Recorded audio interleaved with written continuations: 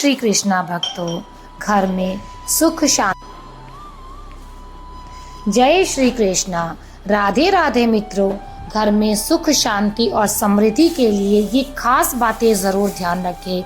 आप सभी लोग जो अपने घर में दीपक जलाते हैं, उसकी बाती का पूरा जल जाना या बच जाना क्या संकेत देता है? ये आपकी पूजा, घर, मंदिर और खास अवसरों पर जैसे कि दीपावली, व्रत और अन्य धार्मिक अनुष्ठानों में दीपक जलाने से जुड़ा है। क्या कभी आपने सोचा है या देखा है कि जब दीपक जलाते हैं तो वह आपके जीवन में कौन से संकेत दे रहा है? क्या आपके दीपक की बाती पूरी तरह से जल जाती है या वो आधी रह जाती है? क्या दीपक की बाती पर फूल बनने का अर्थ होता है? क्या आपको पता है कि पहले से जले हुए दीपक में बाती जलाना आपकी समस्याओं का कारण हो सकता है या नहीं? और कितने समय तक, कितने सालों तक एक ही दीपक का उपयोग करना शुभ माना जाता है या अशुभ? आज हम इन्हीं सभी रहस्यों का पर्दाफाश करने वाले हैं और जानेंगे दीपक आपके जीवन में खुशहाली या बाधाएं कैसे लाता है। तो आपको ये जानकर हैरानी होगी कि आप अपने पूजा घर या मंदिर में दीपक जलाते समय अगर ये गलती करते हैं तो इसका परिणाम आपको जरूर भोगना पड़ता है।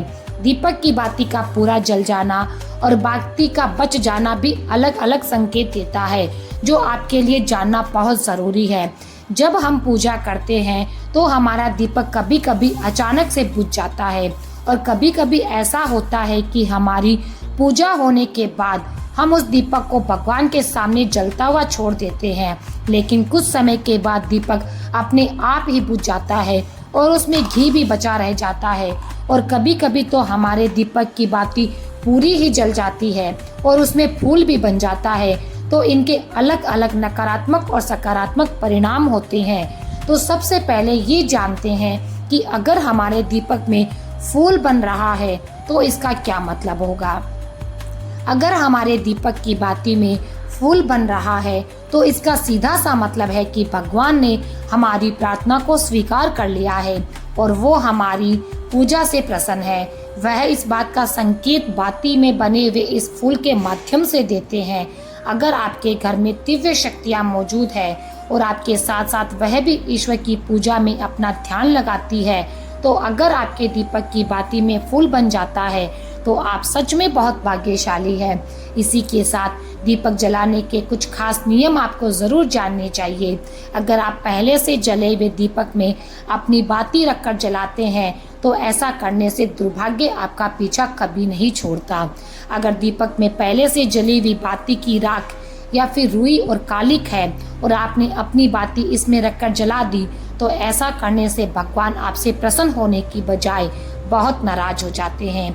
आपको इसके बजाय बहुत ही भयानक परिणाम देखने को मिल सकते हैं। आपके बनते काम बिगड़ सकते हैं, आपकी तिजोरी का धन खत्म हो सकता है और आपके धन आने के रास्ते भी बंद हो सकते हैं। तो हमेशा ध्यान रखें कि जब भी आप दीपक जलाएं, आप हमेशा साफ सुथरे दीपक का इस्तेमाल करें। इसी के साथ कुछ लोगों की आदत होती है कि वह हर थोड़े दिन बाद अपने दीपक को बदल देते हैं। इस पर हमारे गुरुदेव का कहना है कि आप जिस दीपक से पूजा करते हैं उसे कभी मत बदलिए। आप उस दीपक को सिद्ध हो जाने दीजिए। जब कोई दीपक रोजाना भगवान के सामने जलता है तो वह दीपक समय के साथ में अपने आप ही सिद्ध होता चला जाता है। भगवान की पॉजिटिविटी, सकारात्मक ऊर्जा उस दीपक में आ जाती है और जब भी आप दीपक जलाते हैं तो आपका तन और मन दोनों पवित्र हो जाते हैं। तो आप हर रोज उस दीपक को साफ कीजिए, फिर उसमें बाती रखकर जलाएं।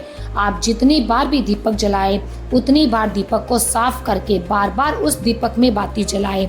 लेकिन अगर आप गलती से उस दीपक को बदलते हैं तो आपकी तरक्की भी बदल जाती है, उसमें रुकावट आती है। इसलिए आप अपने दीपक को कभी भी मत बदलिए। 10 या 20 साल तक आप उसी दीपक में लगातार बाती जलाएं। यदि दीपक खंडित ना हुआ तो आप उसे संपूर्ण जीवन उसी दीपक को जलाएं। इससे आपका दीपक सिद्ध हो जाएगा और आप इसका चमत्कार अपने घर में देख भी पाएंगे। अगर आपके घर में कोई भी रोगी हो, बीमार हो या किसी को बुखार नहीं जा रहा हो तो आप इस दीपक को थोड़ी देर के लिए किसी बर्तन में डालिए और उस रोगी को ये पानी पिला दीजिए। 10 से 15 मिनट के भीतर उसका बुखार चला जाएगा।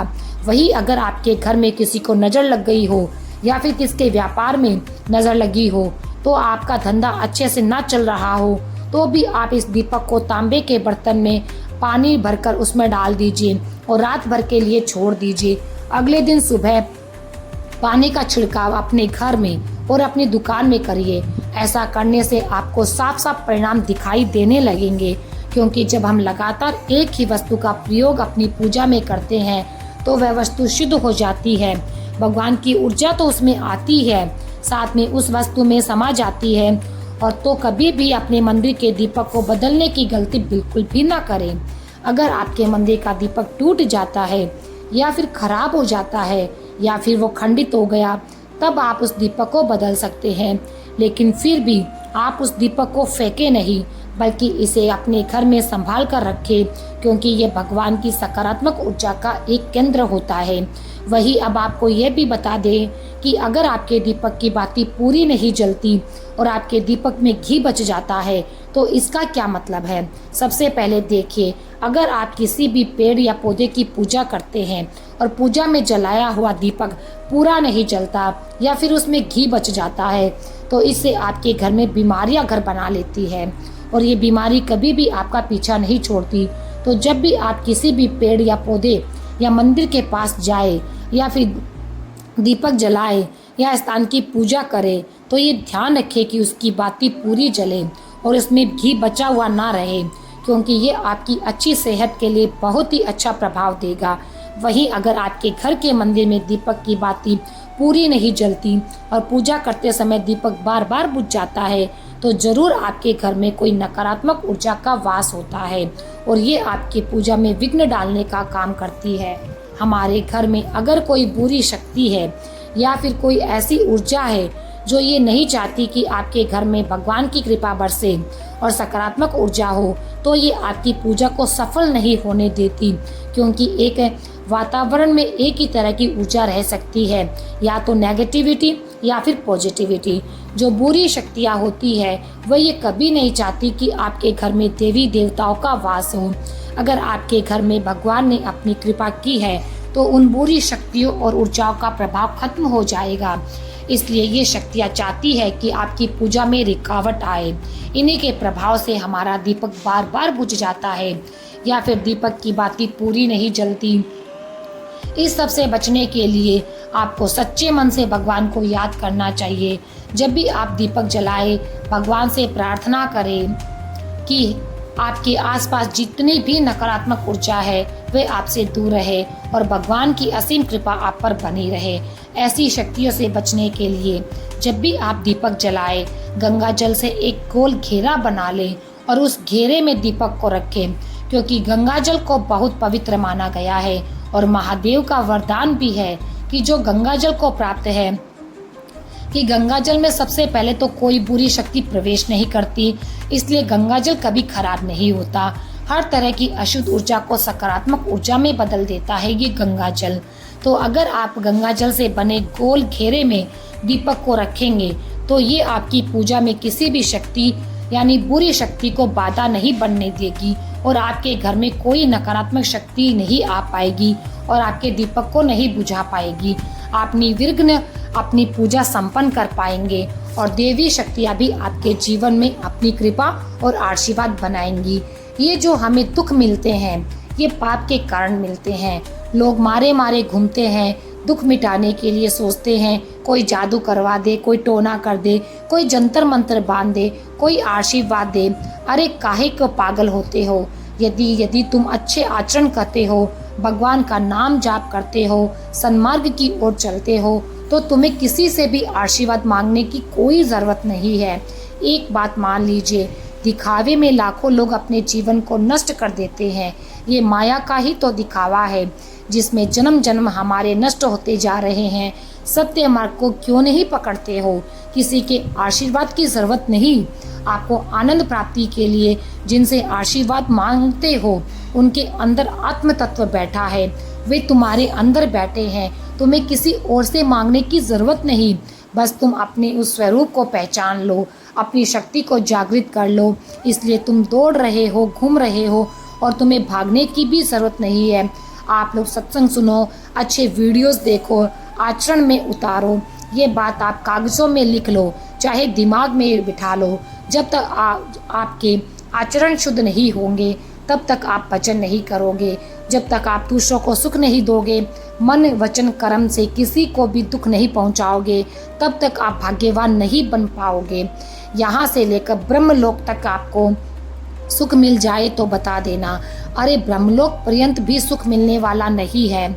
अगर सुख चाहिए, भगवान के जैसा सुख चाहिए, तो भजन करो। भजन नहीं करोगे तो बैठकर अपने घर में बैठकर आधा घंटा भजन नहीं करोगे, मारे मारे घूमते रहोगे, सोचते रहोगे कि भगवान ने ये क्या कर दिया, तो आप लोगों का कल्याण नहीं होगा। आपका कल्याण तब होगा जब आप घर में बैठकर आधे एक घंटा भजन करोगे, तब भगवान वास्तव में अवतार लेंगे, आपकी करुण भावना को सुनेंगे, आपकी करुण पुकार को सुनेंगे और आपके जीवन में प्रकाश भी करेंगे। इसलिए इधर उधर भटकने की ज़रूरत नहीं है। इधर उधर मत भटकिए, बल्कि प्रभु की शरण ले लीजिए, भगवान का भजन कीजिए, कीर्तन कीजिए। यदि मंदिर में जाना संभव नहीं है तो घर में बैठकर पूजा पाठ कीजिए, घर में मंत्र उच्चारण कीजिए, मंत्रों का जाप कीजिए, दूसरों के साथ मीठे वचन बोलिए, किसी को कड़वा शब्द मत कहिए, अपने से हो सके उतना दान पुण्य कीजिए, अपनी श्रद्धा के अनुसार कीजिए, अच्छे कर्म कीजिए, सतमार्ग पर चलिए, सत्य का साथ दे। हाँ, जीवन में दुख जरूर आएंगे, लेकिन प्रभु आपको उनसे बचाकर ले जाएंगे। इसीलिए बड़े बड़े महापुरुषों को भी दुख भोगना तो पड़ा था, क्योंकि उन लोगों ने भी गलतियां की थी, लेकिन उन्होंने मंत्र जाप कर कर अपने सारे कर्मों को सुधार लिया। इसी तरह से आप भी यदि अनजाने में अपराध हो गए हैं तो उनसे बचने के लिए प्रभु की शरण ले ले, प्रभु का नाम जाप करें, उससे आपके सारे पाप भी कट जाएंगे और जन्म मरण के इस चक्र से मुक्त हो जाओगे। आप मेरी एक बात मान लीजिए, आपको भगवान के मन में रजकर, उनके भगवान के कीर्तन में रजकर आधी घंटा रोज भगवान का जाप कीजिए, फिर आप देखिए आपको आनंद ही आनंद मिलेगा। सारी समस्याएं धीरे धीरे जाने लगेगी और जीवन में खुशहाली आने लगेगी, सारे दुखों का नाश हो जाएगा। अगर भक्तों आपको मेरे द्वारा दी गई जानकारी पसंद आई, अच्छी लगी, और यदि आप हमारे चैनल पर पहली बार आए हैं तो हमारे चैनल को सब्सक्राइब करें, लाइक करें, कमेंट करें और अच्छी जानकारियों को केवल अपने तक सीमित ना रखें, अपने मित्रों, अपने सहयोगियों से भी अवगत कराएं, ताकि उनके जीवन में भी अंधकार को दूर मिटाकर प्रकाश आ सके। तो मित्रों, फिर मिलेंगे एक ऐसी ही जानकारी के साथ। तब तक के लिए धन्यवाद। जय श्री कृष्णा।